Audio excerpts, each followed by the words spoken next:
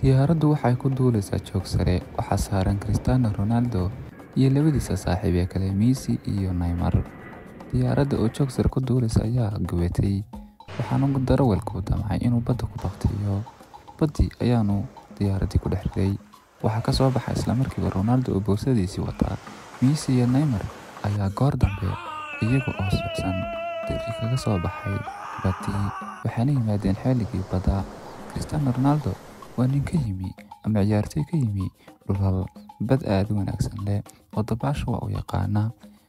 Ronaldo ayaa sameynaya dabka oo liidar u ah labadan kale. Webiyaal mooye badba indhaha ma aysan saarin. Waxay soo aadeen duurka si ay uga soo gurtaan dhir qoyan oo ay cuntada ama kalluunka ay badda kala soo baxaan ay dul saartaan. Ronaldo ayaa liidar u hasaan sheegay. Waxay soo gurteen waxyaabo badan oo qumbaha uu ka mid yahay, waana Neymar ayaa cabay. Dhammaantood markay cabeen waxay damceen in ay ciyaaraan ilaa kubadda ay caan ku yihiin.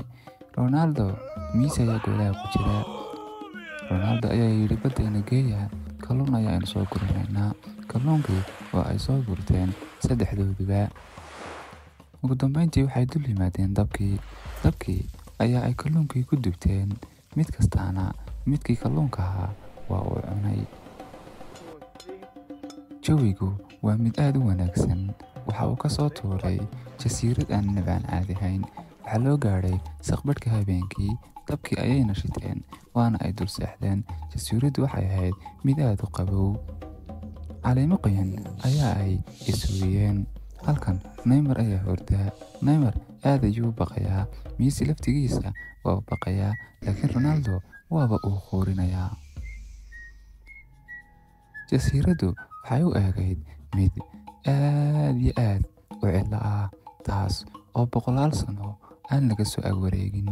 Saaxiibayaal, soo dhawaada channelka, subscribe saara, muuqaalkana like gareeya. Mahadsanidin.